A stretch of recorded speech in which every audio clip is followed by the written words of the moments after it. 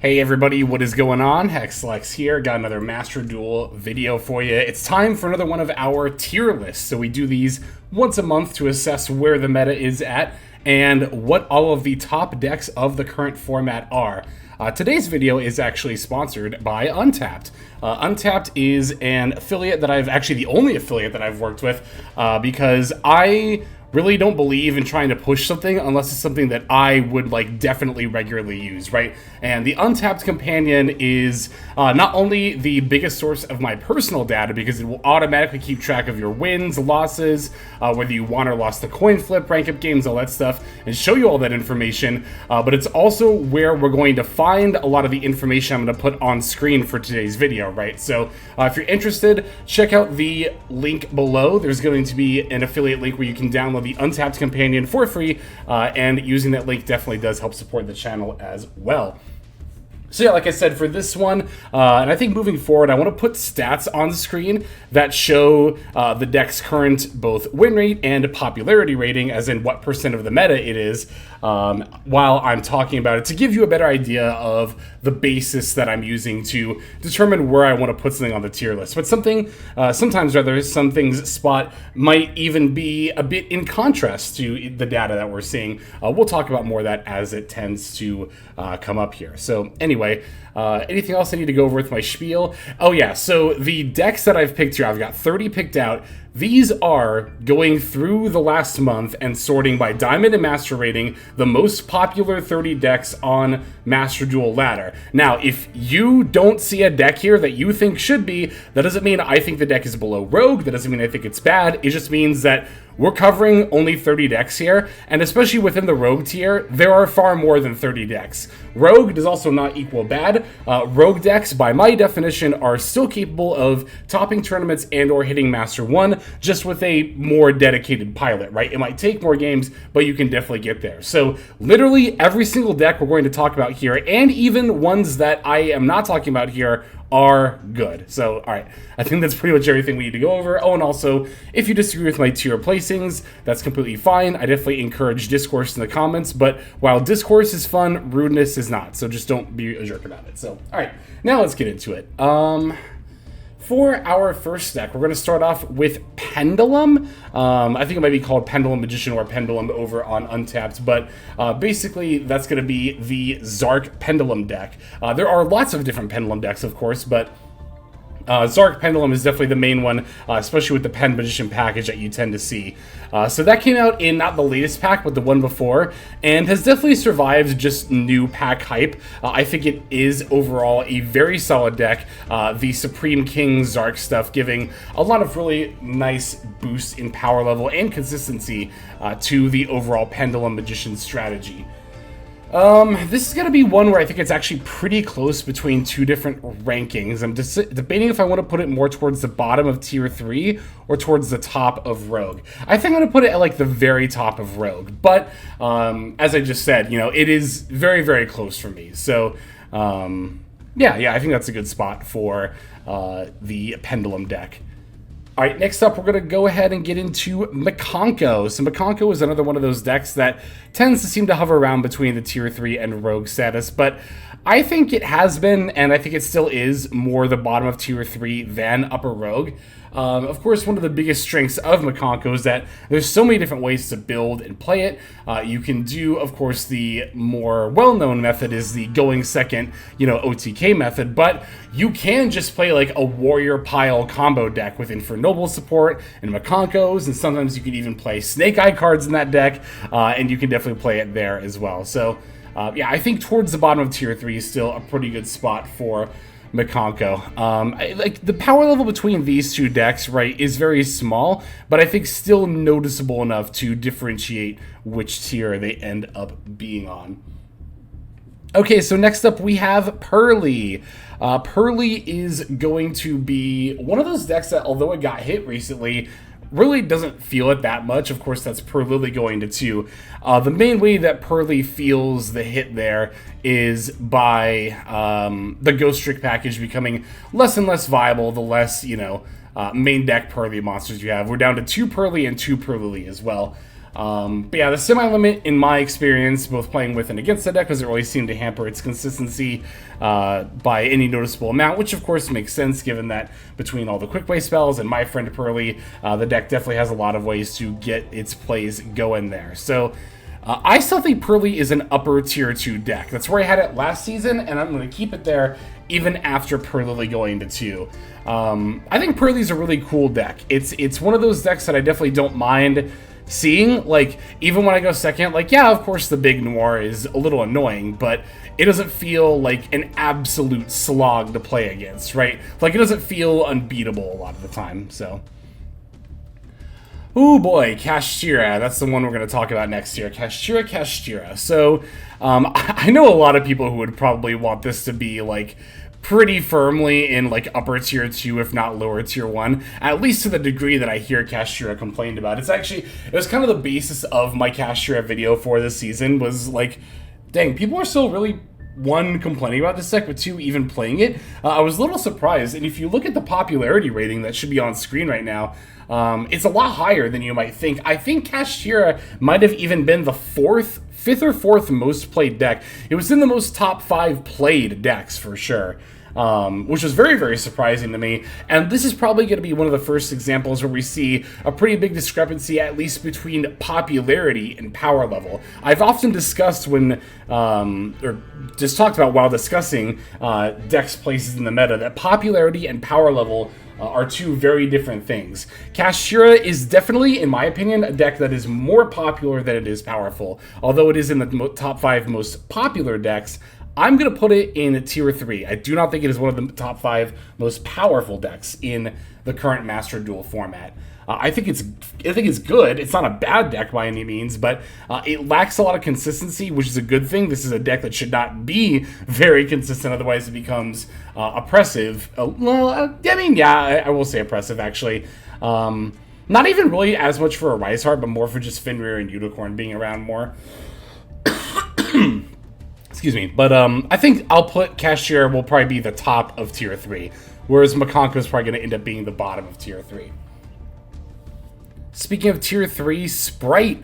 We're talking about Spright next, and I think for the first time in I don't even know how many seasons, I'm actually comfortable putting Spright in a tier, like pure Spright, mind you. We'll talk about Live Twin Spright will be later on down the line here, but pure Spright, I'm actually willing to take this out of Rogue and put it in tier 3. It'll be more towards the bottom. I think it's only maybe a little better than Mikanko right now, but Spright has seen a pretty nice resurgence lately. It is partially thanks to Nightmare Throne coming out. Nightmare Throne making Dark Beckoning Beast very searchable, and Spright being a deck that loves to play Dark Beckoning Beast. But even I've seen more and more pure Spright builds without even the the Nightmare Thrones and Dark Beckoning Beasts continuing to do well. And again, that's more like pure Spright, right? Or Spright with like some level 2 engines, maybe an adventure package. So. Yay! I love Spright, so of course I'm very, very excited for this.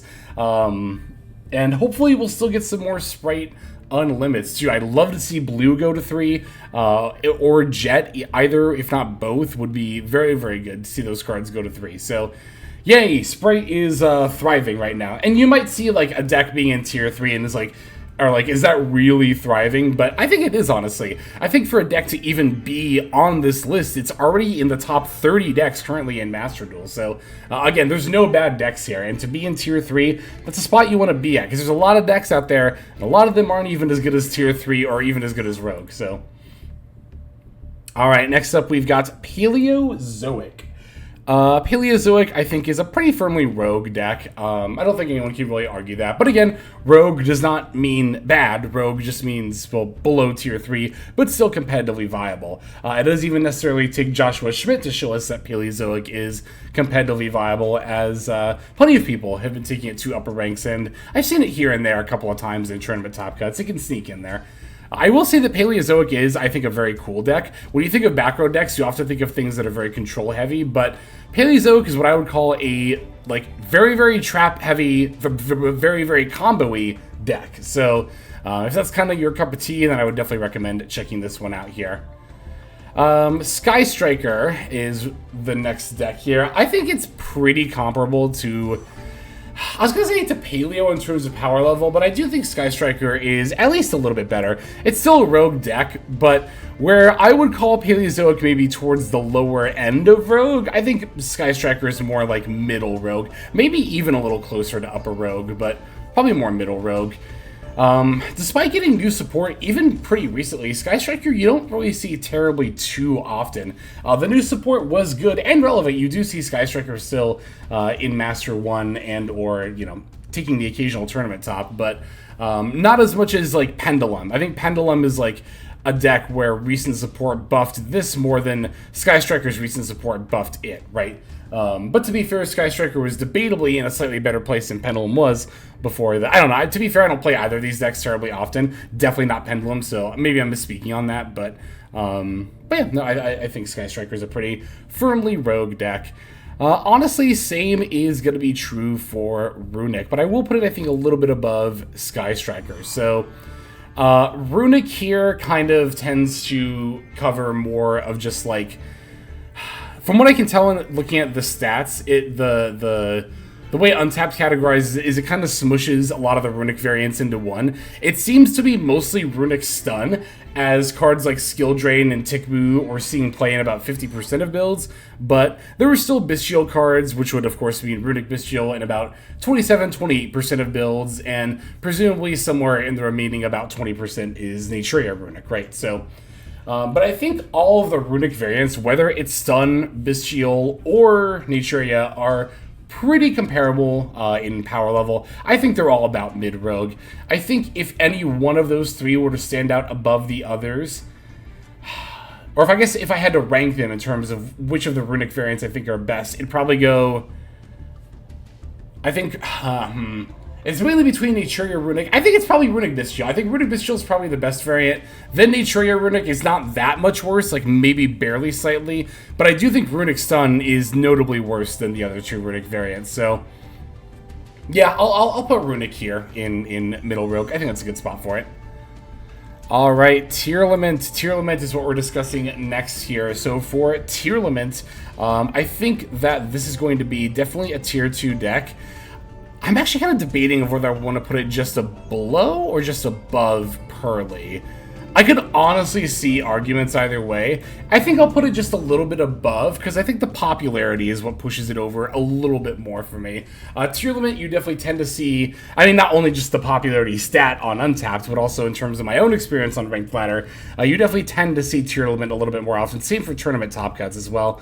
I am slightly factoring in tournament top cuts into this, like, tier list here. I know I'm not really showing, there's not really an easy way to show data for those, although I guess I could compile it myself. Maybe I'll do that for a future tier list. Like, maybe I'll, like, I mean, that'd be kind of a lot of work, but not too bad. Like, just go through Master Duel meta and go through the entire season and be like, all right, how many times did this deck top a tournament, right? So, yeah, I might do that for a future iteration, but yeah, no, I think that Tearlament is pretty comparable to Purrely. They're very, very close, but I think that Tearlament is, like, weirdly a little more consistent in terms of being able to turbo out a powerful board, whether you go first or second. I mean, I think Purrely is probably the more consistent deck overall, but in terms of, like, being able to, again, have solid plays going first or second or under varying circumstances, like, Tearlament has, like, so much flexibility. Whereas if things start to go wrong for Purrely, it has a more of a difficult time catching up than a deck like Tearlament might. Yeah, I'll leave Tearlament like barely above Purrely in tier 2, but again, I think it's close. I do think it is close. Unchained. So Unchained definitely is not there in terms of popularity. However, it's been boasting a pretty good win rate. I don't know, I think that a lot of the reason that Unchained isn't as popular as it could be right now is because, like, a lot of the people who are way into Fiend decks are probably just on Yubel right now, right? Excuse me. So, for this one, I don't even remember where I put Unchained last time, but I'm not going to let that affect my decision-making. I think that Unchained, I'm going to put it in tier 3. I kind of want to put it below Mikanko, but I do think Unchained might be slightly better than Mikanko. Yeah, I think this is fine. Honestly, okay, if I'm really, really willing to remove my biases, Unchained is probably a little better than Pure Spright is even.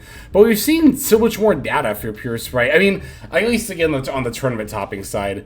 I think also on Untapped as well than for Unchained. I think that these two decks, Pure Spright and Unchained, are probably about the same power level. I promise it's more for a data reason than a personal reason, but I'm going to leave Spright a little bit higher. But Unchained, I think, like Pure Spright, is a very respectable Tier 3 deck. And again, Tier 3 is a very respectable place to be. I mean, certainly the Unchained cards see a lot of play in a certain other Fiend deck that we'll talk about in a little bit here. But as far as like Unchained itself, yeah, I think Tier 3 is a good enough spot for it. All right, Vaalmonica. Vaalmonica is still seeing a decent bit of play, but definitely is starting to fall off a little bit from its popularity after being released last season. We did see a few tournament results with Vaalmonica, though, so as always as ever, you know, don't let a deck's popularity be the sole determinant for you, you know, of how strong you think it is. Or, you know, if you never see a deck, that doesn't mean it's not a good deck. That just means that not as many people are playing it, right? So for Vaalmonica, I think I'm willing to put them a little bit, I don't know. See, the thing is, when it comes to playing both, honestly, with and against Vaalmonica, I'm just kind of lacking a lot of experience. Maybe I'll do it more like this. Yeah, that feels good. That feels good. I'll order these three like this. So, yeah, I'll put Vaalmonica in, like, mid-rogue. Centurion. Centurion is a deck that has actually kind of surprised me with how good it is. I didn't think it was going to be that great at all. I thought it was going to be a lower rogue deck. I looked at it and I was like, why would you ever play this over Naturia Horus? That's clearly the better level 12 synchro deck. But Centurion not only has a lot going for it that makes it unique right now, but also has a lot of really good future support coming out. So while I do still think that Naturia Horus, which we will talk about later, is currently in Master Duel probably the better level 12 synchro deck than Centurion, I do think that Centurion will definitely both catch up and surpass Naturia Horus in a relatively short time. That said, it did still exceed my expectations as far as, like, I thought this would be a lower rogue deck, but I'm willing to call this an upper rogue deck. It's probably, I think it's pretty comparable with the Pendulum style decks, but the Pendulum style decks are probably a little bit better if I had to be fully honest. So, alright, so I have new Runics here to represent not Pure Fire King, because surprisingly enough, Pure Fire King seems to have fallen off completely. I can't find data for it, like, at all, just too few matches with it, but no, it'll be representing Fire King Snake Eye.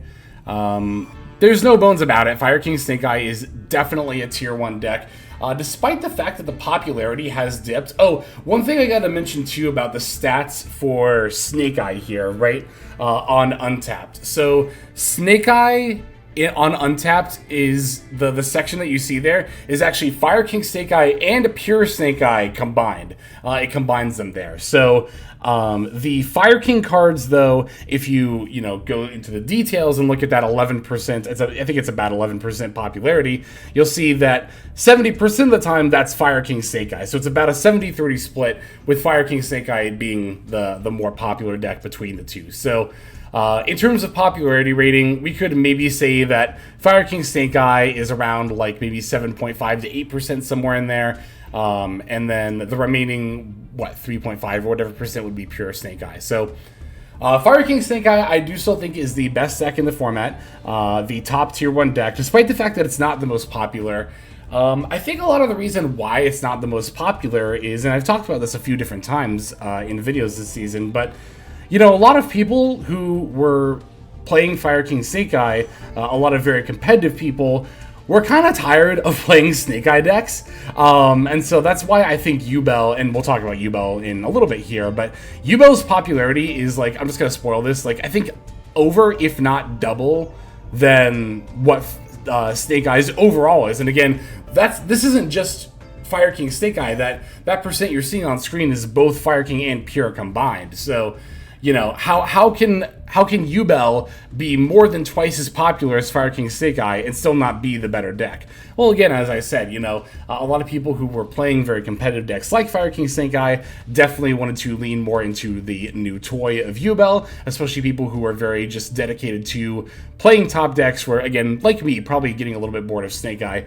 I've seen people say, like, in various places across the internet, that we're in a tier 0 format in Master Duel, and that is incredibly baffling to me. I think that the large reason why, I think there's two main reasons why people are saying that. One, because some variant of Snake Eye has been the best deck pretty much since Snake Eye came out. And two, because pure Snake Eye is currently tier 0 in the TCG. I think between those two factors, people just kind of say, without really thinking too much, like, oh yeah, we're in a tier 0 meta in Master Duel. But that honestly is not true whatsoever. I think, in my opinion, the only time we've ever been in a true, undeniably tier 0 meta in Master Duel was a Shizu Tearlament.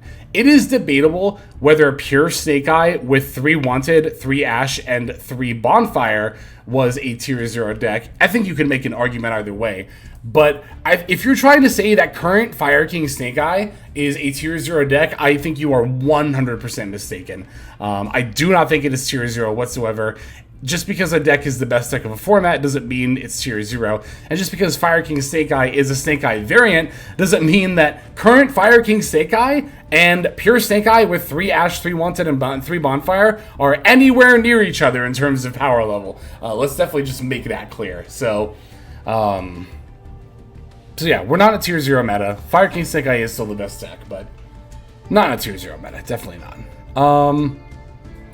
Alright, let's cover a few decks here quickly, and then we'll go into probably the one that people are very curious to where I'll put it at. So, Mannadium. Mannadium, I've put in tier 2 for quite some time now, the Mannadium deck here, but the figures just aren't there. To be fair, a lot of the popularity, and this is another thing about popularity, right? And why popularity isn't a one-to-one correlation of how good a deck is that Mannadium, I think, is relatively unpopular as a deck, not because of any lacking of strength on its part, but just the fact of how expensive it is, and that if you weren't keeping up with all those different packs where Scareclaw and Vyzes and Mannadium stuff was coming out, like I was, or like, you know, some people were, then it's very daunting and not that feasible, really, to just like build Mannadium from scratch nowadays. While I have been putting Mannadium in tier 2, I think I am going to drop it to tier 3. Ooh, do I think Mannadium is better than Kashtira? I think it's certainly more consistent. But do I think it's more powerful?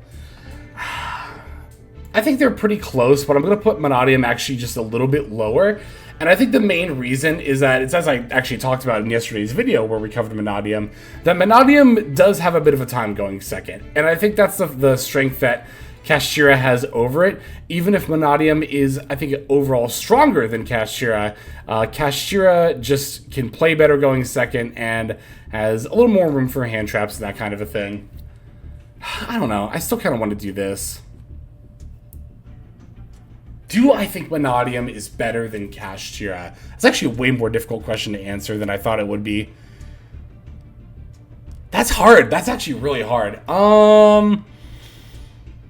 I think it is. I kind of think it is. I don't know. As I know, I was just giving reasons why Kashtira was better, but as I'm thinking about it, I'm like, but Mannadium is just like so much more consistent. Like, even if it has a hard, and really, you do have room for hand traps in Mannadium. It's not like you don't.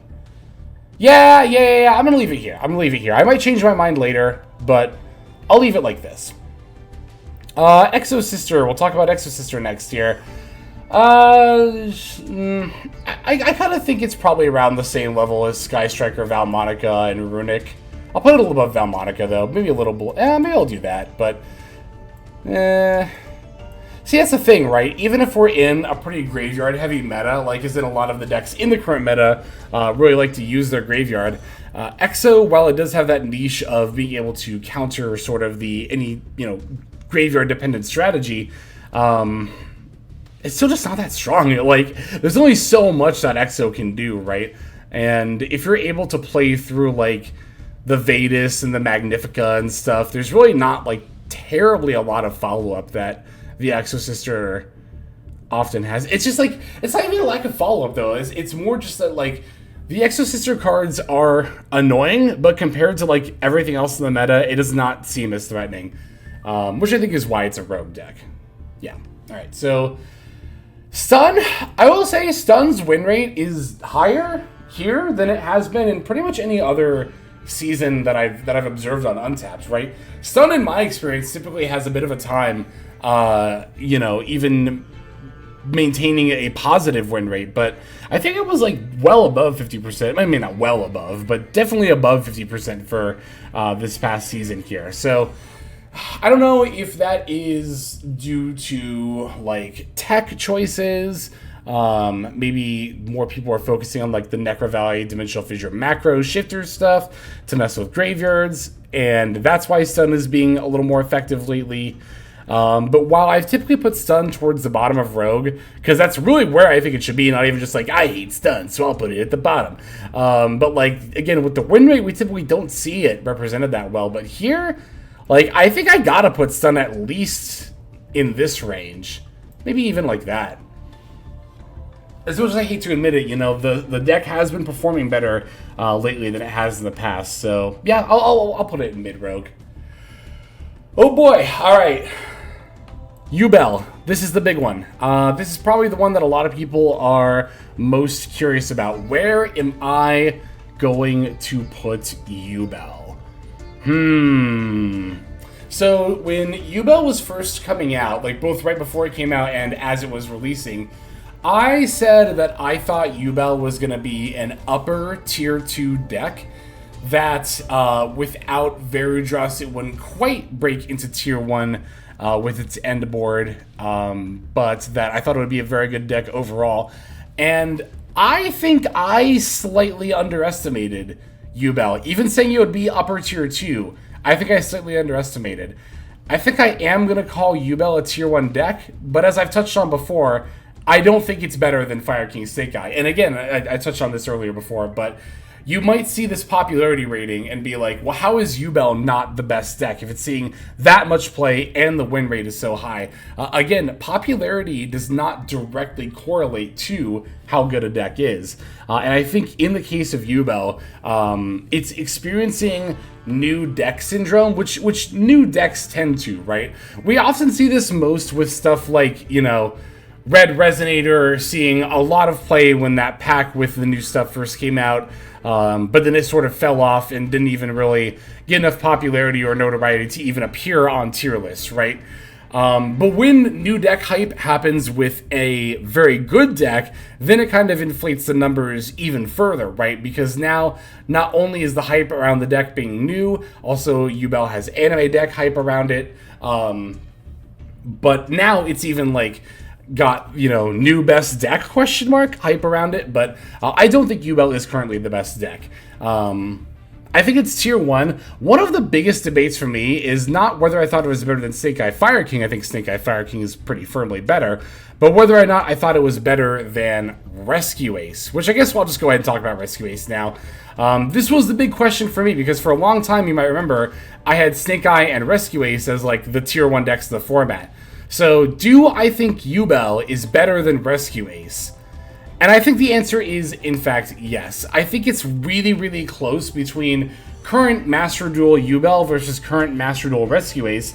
But I think current Master Duel Yubel, even if it is not slightly better right now, it's on par, and even if you think it's slightly worse, once Varudras comes out, there's no question, I think, that Yubel will definitely be better once it can add an Omni-Negate to its end board. So that's kind of why I'm going to put Yubel above Rescue Ace. I think if I really had to, like, if I could, rather, I would put these at, like, the same. Like, they're both in tier 1 at, like, the same spot because they're, like, pretty much, like, the same power level, but I think, again, Yubel, even without the Varudras argument, I think that Yubel is like very, very, very slightly better than Rescue Ace because it has better follow-up, I think, on just follow-up turns in general. A lot of Rescue Ace's follow-up is kind of dependent on the field spell and if you can recycle the stuff to reset with Turbulence again, or if you're going to win that turn, but Yubel can play the long game more easily, and it can definitely get into that cycle of playing the long game, I think, more efficiently than Rescue Ace can. Okay, next up we have Superheavy Samurai. Most often actually played as a pile deck now, using Superheavy Samurai as an engine. It's pretty, actually extremely rare nowadays to see like pure Superheavy Samurai lists, pretty much ever since Soul Piercer went to 1. But hey, consistency hits don't do anything, right? So, anyway. I'm going to put Superheavy Samurai below Sky Striker, but above a few of these other rogue decks as well. But I do think that Superheavy Samurai does end up being a pretty firmly rogue deck. Alright, live Twin Spright. So, last season, I had Twin Spright above Pure Spright, in terms of both power level and I think definitely popularity. But, again, Pure Sprite's popularity has just been on the rise lately. It's been definitely noticeably up there. Twin Spright, I haven't seen necessarily the same sort of, like, surgence in people playing it. So, I don't know. I kind of want to put it in Rogue. Maybe even a little bit below Centurion. I think that's fine. I think that's an appropriate spot for it. It's weird because, like, I don't know. I still think that these two decks, like, it's weird. Like, I like Pure Spright more, but I really did think for a long time that Twin Spright was just the better deck. Although, again, to be fair, you know, Pure Spright playing Dark Beckoning Beast now has the Nightmare Throne. And a lot of the time, you know, before when I would say that Twin Spright is the best Spright variant, the reason is that it had the most one-card combo lines, or the most consistency in its one-card combo lines of a live twin monster. But now we have Nightmare Throne to search Dark Beckoning Beast, so... excuse me. So I think that gives Pure Spright the little bit of an edge it needed to be... Again, I think these are pretty on par, but the reason I have Pure Spright in Tier 3 above Twin Spright in Upper Rogue is just mostly due to popularity reasons, so... Yeah, I think that's fine for it. Alright, Vanquish Soul. Vanquish Soul, Vanquish Soul, Vanquish Soul. I'm gonna put this in Tier 3. I kind of want to put it at the top of Tier 3, I'm not gonna lie. I think I will just put it at the top of Tier 3. It's actually, Vanquish Soul is a lot like Mannadium, where there's been a lot of times in the past where I've been like, oh, it's Tier 2, but like barely. And I think now I'm willing to put it down here in Tier 3, but I do think it is better than any of these other decks. Vanquish Soul is probably the best non-background based control deck that's out there, and it's a very, very fun deck. So, yeah, definitely still tiered in this meta. Salamngreat, still a very, very successful deck in its own right. The popularity hasn't been falling off too much since its release. It did plummet, you know, the month after its release, as of course with all new decks tends to happen. But yeah, no, I think Salad has been maintaining a fairly decent presence in the meta. I think I'll put it between Twin Spright and Exo as an upper rogue deck. That seems like a good spot for it. Mathmech, woof. Mathmech, if you look at the win rate here, I am kind of floored by how low it is. Mathmech's win rate is definitely usually higher than this, and God, is this another deck that I've put in Tier 2 a lot before that I'm about to put in Tier 3 now? I think it is, actually. Yeah, I'm going to put Mathmech in Tier 3 above VS. I think that... So for me, the difference between Tier 2 and Tier 3 is, like, not just popularity, of course, as we've been discussing all throughout this video, but also just the overall power of the deck, right? I don't know, though. When I think about it in terms of that, though, when I think about it in terms of, like, how strong does a Mathmech, you know, board feel to play both with and against versus, like, a lot of these other Tier 3 decks, I do feel like Mathmech is significantly better. Well, it's not even just the board itself, but also the fact that Mathmech can make the board through so many hand traps, and it can also OTK through so many hand traps. But the win rate just isn't there either. I gotta leave it in Tier 3. I would love to put Mathmech in Tier 2. I personally think Mathmech is a Tier 2 deck. But when I look at the statistics here, I just have to put it in Tier 3, I think. I don't think that I can justify putting it in Tier 2 with these figures for a reason beyond I just like the deck. So, and I am trying to be at least somewhat objective here with the tier list. Lab, I think, is a pretty easy Tier 2. I don't think really many people can deny that. I don't think it's as good as Tearlaments or Purrely, but Lab is definitely just kind of an eternal tier 2 resident. I don't know if there's really much else to say about Lab. It's kind of, it's still Lab, still doing just hashtag just Lab things. All right, pure Snake Eye. So again, do remember that when we are looking at this, the statistics for Snake Eye here, that Untapped has combined Fire King and Pure. So as I said, when we were talking about Fire King Snake Eye, that tends to make up about 70% of these Snake Eye lists. So Pure Snake Eye would then be like the other 30%, right? And I said this last season, I'll say it again. Pure Snake Eye, I think, is notably worse than Fire King Snake Eye. And that's definitely true in tournament tops as well. Now, again, I think a lot of people will disingenuously just kind of lump the two together. I guess kind of like Untapped has, although I think Untapped is not saying they're the same deck. But a lot of people will say, like, oh, Snake Eye is still everywhere. Again, this is kind of the same people who will say that we're in a tier 0 deck, or a tier 0 meta in Master Duel, because Snake Eye is still a thing. But, like, a deck does not have to, like, be eradicated completely to no longer be a problem. I think Pure Snake Eye is a great example of that. When it comes to Pure Snake Eye, I'm putting it at the bottom of tier 2 because it just does not perform. Like, again, if you look mostly at tournament tops, I think would be the main way to show the difference between Fire King Snake Eye and Pure Snake Eye. There are so many more Fire King Snake Eye tournament tops than Pure. So many more. It's kind of ridiculous. So, I mean, again, people said when they saw Ash going to 1, like, consistency hits don't do anything. But as I've said before, and I'm saying again now, Ash to 1 was far more than a consistency hit. And that is, like, objectively provable with evidence now. So don't mind me, I'm just doing my I told you so dance.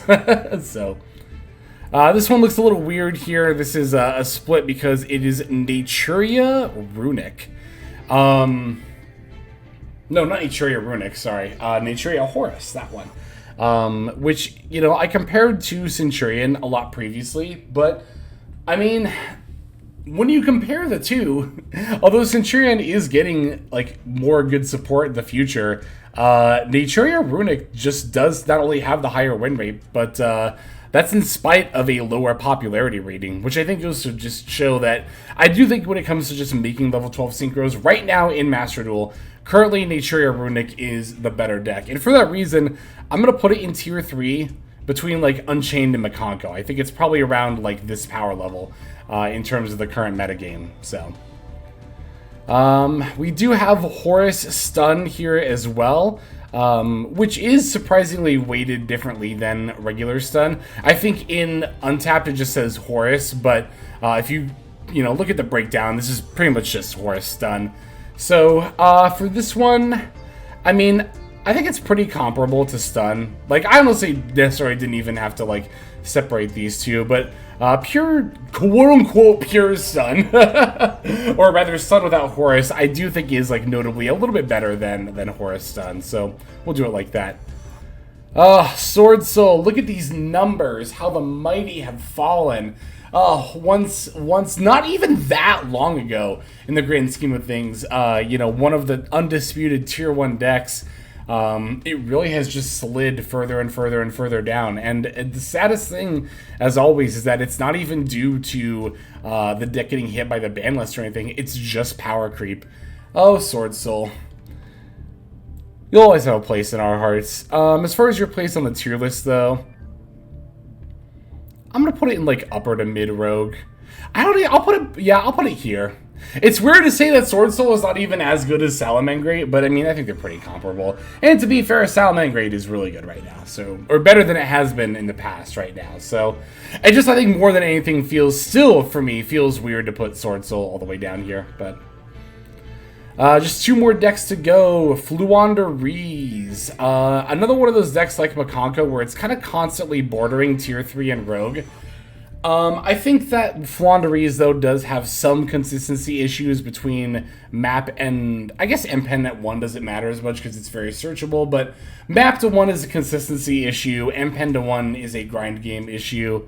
For those reasons, I'll put Flu in, like, maybe more like this, upper rogue. Maybe not the top, but definitely upper rogue.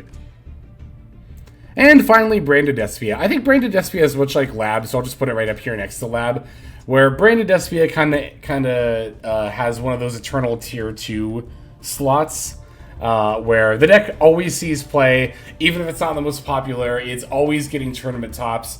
I think it's definitely fair to call it one of the best decks in the meta. So, I guess speaking of the best decks in the meta, this would have me saying my top, in my opinion, the top 5 decks of the current meta are, in order of first to last, Stick Eye Fire King, then Yubel, then Rescue Ace, then Tearlaments, then Purrely. I think I'm comfortable with that. So, I am comfortable leaving the tier list where it is. This is where I am going to call it. So again, let me know whether you agree or disagree. And if you do disagree in the comments, that is not only perfectly fine, but I even welcome and encourage that.